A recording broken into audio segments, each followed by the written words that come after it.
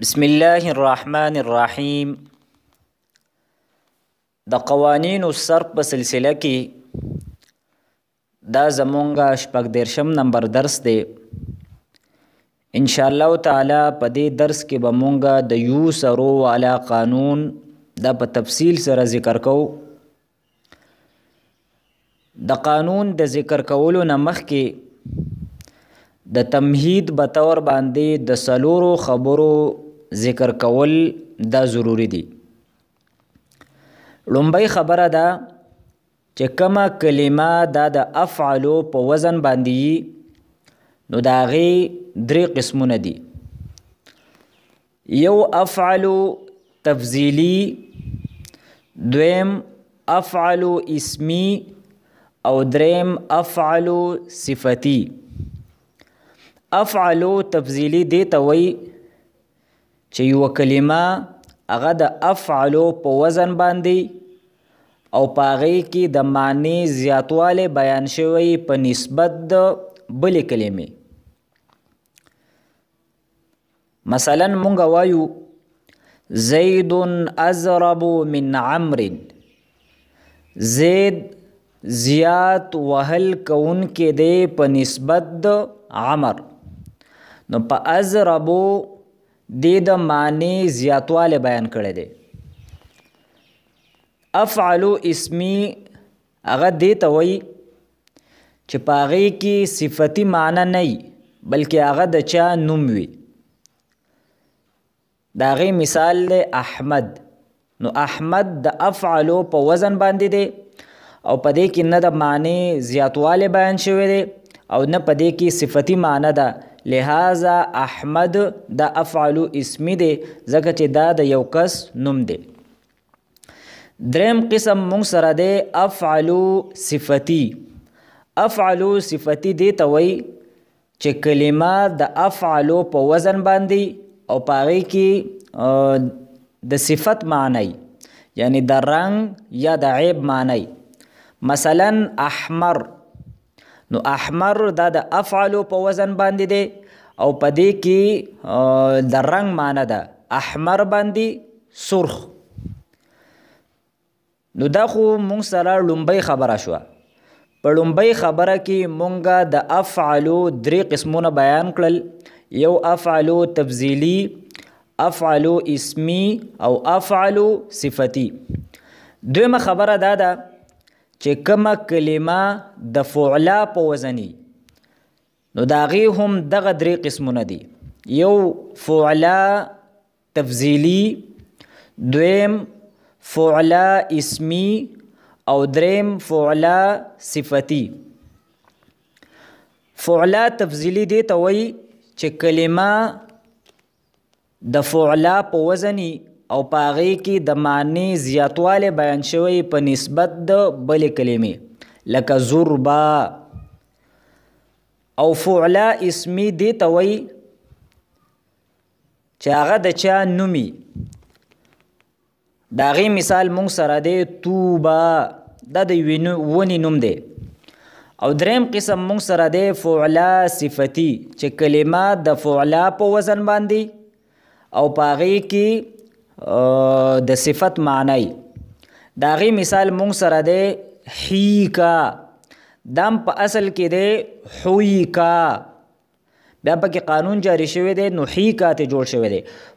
خو حویکا دا د فعلا په وزن باندې دی او په دې کې صفتی معنی ده، تدې معنی ده په نازو نخرو سره تلونکي زنانه. نو دا مونږ سره دویمه خبره شوه. په دې دویمه خبره کې مونږه د فعلا درې قسمونه ذکر کړل.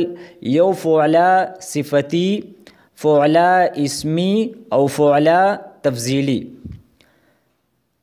دریمه خبره به مونږه په تمهید کې دا ذکر کوو چې کومه کلمه دا د فعلا او په وزن باندې نو د هغې هم دوه قسمونه دي. یو فعلا اسمی او دویم فعلا صفتی.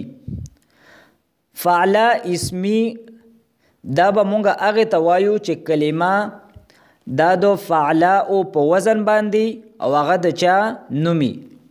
مثلا صحرا او فعلا صفتی دی ته وایي چې کلمه د فعلا په وزن باندې او په هغې کې صفتی معنی مثلا حمرا. څلورمه خبره دا ده چې افعلو صفتی او فعلاء صفتی یعنی هغه کلمه چې هغه د افعلو په وزنی او په هغې کې د صفت معنی، یا هغه فعلا چې هغه صفتی یعنی کلمه د فعلا په وزن باندې او په هغې کې د صفت معنی. نو ته دغې افعلو صفتی او د فعلاء صفتی ته دې دواړو جمع دا د فعلون په وزن باندې راځي.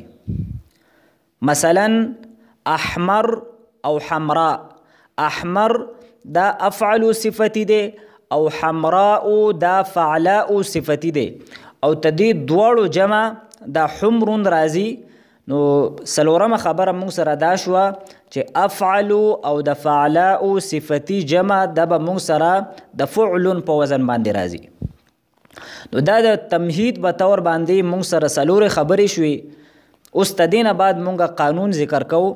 قانون دا دی چې هر هغه یا چې هغه ساکنه وي او ښکاره وي او ماقبل ته دې مضموم وي،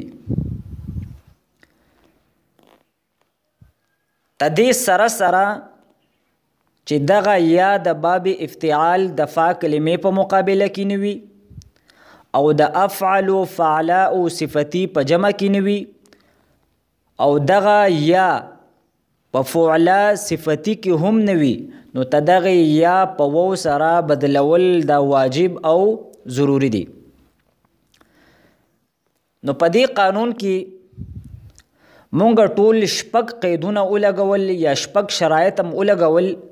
په دې کې درې شرطونه یا درې قیدونه داسې دي چې هغه وجودي دي. ته دغې درې وړو قیدونو په یو وخت کې په دغې کلمه کې موجود کېدل دا ضروري دي. یو قید مونږ دا ولګاو چې دغه یا دا ساکن وي. دویم قید مونږ دا ولګاو چې دا یا ښکاره وي یعنی مدغم نه وي. دریم قید مونږ دا ولګاو چې ته دې یا ماقبل مضموم وي. نو دا درې پکې وجودي شرایط دي. ته دې درې وړو قیدونو په یو وخت کې موجود کېدل په دې لفظ کې دا ضروري دي.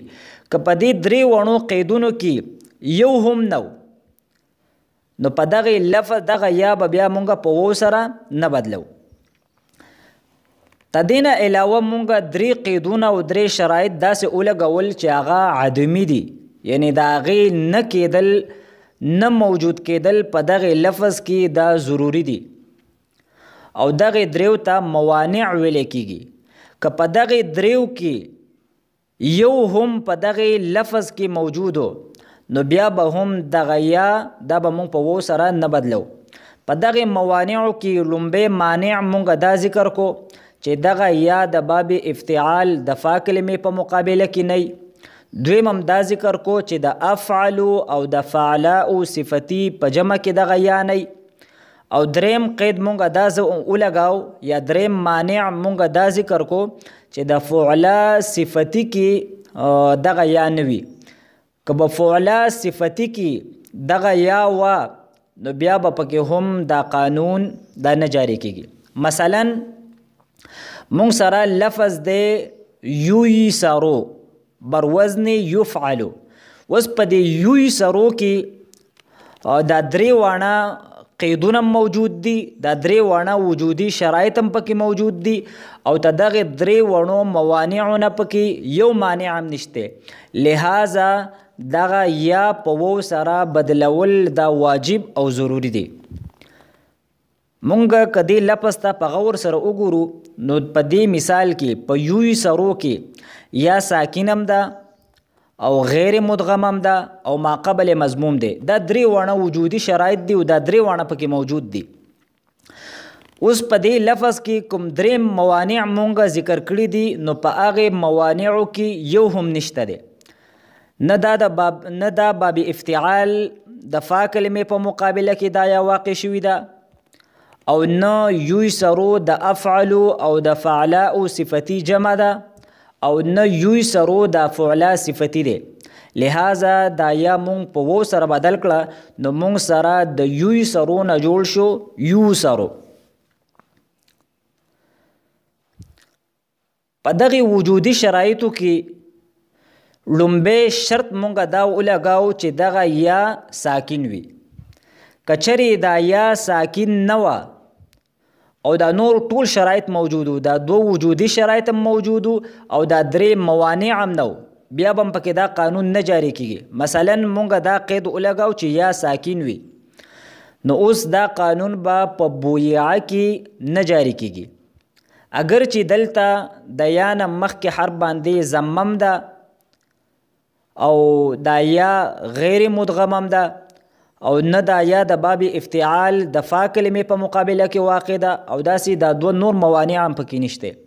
تدې باوجود په بویعه کې دا قانون نه دی جاری شوی، دا ځکه نه دی جاری شوی چې دلته یا ساکن نه ده او مونږ دا قید لګولی چې یا بسوي ساکن وي.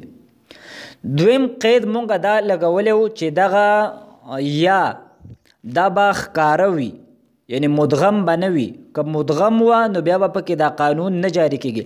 لہذا په بویعه کې به دا قانون نه جاری کیږي ځکه چې دلته یا دا مدغم ده. دریم وجودي کم شرط نو هغه مونږ دا لګولی چې تدې ما قبل به مضموم وي. که ما قبل مضموم نو نو دا یا به مونږ په وو سره نه بدلو. مثلا بیعون، په بیعون کې به دا قانون نه جاری کیږي اگر چې دلته یا ساکین هم ده ښکارم ده لیکن دلته تدې ما قبل دا مضموم نه دی. لہذا په بیعون کې به دا قانون نه جاری کیږي. او کوم موانع مونږ ذکر کړیو نو لومبه مانع داو چې دغه یا دا به د باب افتعال د فا کلمې په مقابله کې نه. کچری د باب افتعال د فا کلمې په مقابله کې دا یا واقع شوي وه نو بیا به پکې دا قانون نه جاری کیږي. د هغې مثال مونږ سره دی اوی توسیرا بروزن افتعلا. نو که دلته مونږ وګورو نو دلته یا ساکن هم ده ښکارم ده او ما قبل تدې مضموم دی، لیکن کوم موانع مونږ ذکر کړیو نو په هغې کې دلته مانع راغلی دی چې د باب افتعال د فا کلمې په مقابله کې دا یا واقع شوي ده. لہذا دا یا به مونږ نه واوکو بلکې په دې کې د اتعاده اتصره قانون جاری شوی دی او هغه داو چې کله د باب افتعال د فا کلمې په مقابله کې وو یا واقع شي نو دغه وو او یا دا به مونږ تا کو او بیا به تا په تا کې ادغام کو. نو اوی توسیره کې دغه یا مونږ تا کړه او بیا هم تا په تا کې مونږ ادغام کو نو مونږ سره د اوی توسیره نه جوړ شو اوت توسیره. په موانعو کې دویم مانع مونږ دا ذکر کړیو چې دغه یا د افعلو او د فعلاء صفتی په جمع کې نه واقع. کچری د افعلو او د فعلاء صفتی په جمع کې دغه یا واقع وي نو بیا به پکې دا قانون نه جاری کیږي. مثلا د ابیض او د بیضاء جمع راځي بویزن بروزن فعلن.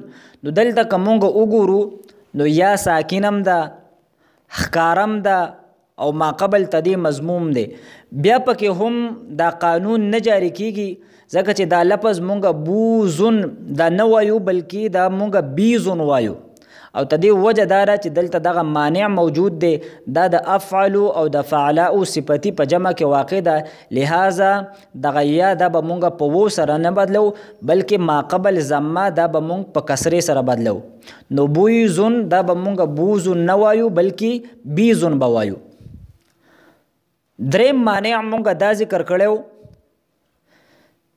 چې دغه یا دا به په هغې فعلا کې نه واقع چې کوم فعلا کې صفتی معنی وي، یعنی دغه یا به د فعلا صفتی کې به نه. او د هغې مثال هغه دا دی لکه حویکا. نو دلته حویکا دا فعلا صفتی ده. په دې کې نور ټول وجودي شرایط موجود دي، یا ساکن هم ده ښکارم ده او ما قبل ته دی مضموم هم دی، لیکن تدې یا په وو سره بدلول دا ناجایز دي، ځکه چې دا فعله صفتی ده او مونږه دا مانع ذکر کړیو چې دغه یا د د فعله صفتی کې به نه، لہذا دا یا به مونږه په وو سره نه بدلو بلکې ما قبل ضمه دا به مونږه په کسرې سره بدلو. نو حویکا ویل ناجایز دي، مونږ به دا داسې وایو حیکا. نو د قانون حاصل او خلاصه دا شوه چې هر هغه یا چې هغه ساکن وي، غیر مدغم وي او ما قبل تدې مضموم وي، تدې سره سره چې دغه یا د باب افتعال د فا کلمې په مقابله کې نه وي او د افعلو فعلاء صفتی په جمع کې نه وي، او بل قید مونږه دا ذکر کو چې دغه یا د فعلا صفتی کې نه وي، نو دغه یا دا به مونږه په وو سره بدلو او تدې دا بدلول دا واجب او ضروری دی. نو حاصل دا راووت چې په دې قیدونو کې درې شرایط یا درې قیدونه داسې دي چې هغه وجودي دي او ته دغه درې وڼو په یو وخت کې موجود کېدل په دغه لفظ کې ضروری دي.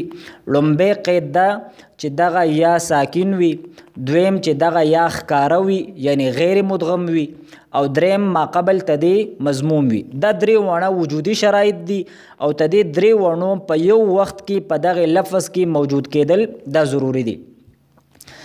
تدې سره مونږ درې قیدونه داسې ذکر کړل چې هغه موانع دي. په دغه درې وڼو موانعو کې که یو هم په دغه لفظ کې موجود بیا به په دغه لفظ کې دا قانون نه جاری کیږي. لومبی مانع داو چې دغه یا د باب افتعال د فا کلمې په مقابله کې نه وي، دویم مانع داو چې د افعلو فعلاء صفتی په جمع کې نه وي، او دریم مانع داو چې د فعلا صفتی دغه یا د فعلا صفتی کې نه وي. نو که دا درې واړه موانع نو او دغه درې واړه وجودي شرایط پکې موجود نو دغه یا د به مونږ په وو سره بدلو، او که داسې نو نو بیا به دغه یا د مونږ په وو سره نه بدلو. واخر دعوانا ان الحمد لله رب العالمين.